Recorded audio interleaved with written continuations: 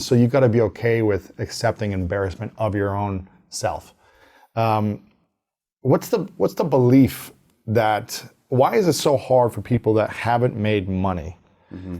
Let's talk about like the daunting number for a lot of people, which is 7 figures, which is, it was hard for me to get over the hump mentally and psychologically of like, how do I go from $5,000 a month to $10,000, then $10,000 to $20,000.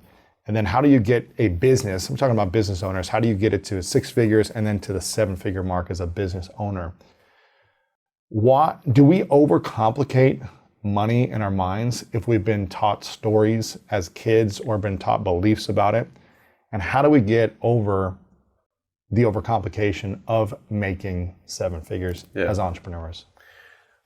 I agree with you that I think it gets overcomplicated. And so we just have to boil it down to the first principles of the math. Like what math is required to make $1 million, right? Like we can either sell, $100 $10,000 things. We can sell $1,000 things. We can sell, and when I say things, you don't have to price your product at $1,000. Your just lifetime value of a customer has to be $1,000, right? So just how much somebody's going to spend with you over the period of time that they buy from you in general, right? Now, if you sell those products, that might just be the lifetime value. But if you sell services like the dog guy, he probably has people who stay with him for years, and so he has to add up that total lifetime value as the number. And it's like, well, how many of those do I need to sell? And then you just divide it by, to back into it. And so once you know the math, right? So the first is like, what is the math to get to the million? And you have to figure out how many units you're going to sell. So let's just use something that's, let's use $1,000 because it's an easy one. Okay, so 1,000 sales of $1,000 bucks. Exactly. So we have to do 1,000 sales. Now, how are we going to break that down on an annual basis? Because 1,000 sounds like a huge number. Well, it's about 3 a day,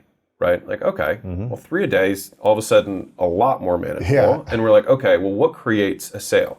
So at some point, to get set, I'm going to take one step before for 6 figures for anybody who's not there. It's like you have to sell, and this is again for business owners and entrepreneurs. If you have a job, then awesome. But like if you're trying to make money, it's you have to sell something to someone. That's it. That's all you have to do to get to 6 figures to do that. So that's one avatar, one medium, one channel, right? One product, one channel. That's all that is. You add the fourth piece, which is consistency, right? That's what goes from 6 to 7. That's hard for people. And the 100%, because then you can tackle all the emotional or whatever it is that why you're not being consistent. But from a math perspective, we just have to break down what are the primary actions that result in the output, right? And so if 3 sales means that I sell 1 out of 3 people who want to walk, or 1 out of 2 people who come for the dog walking. Okay, well then I need 6 appointments a day. Okay, how do I get 6 appointments a day? It's like, well, I have 6 ways that I can get appointments, right?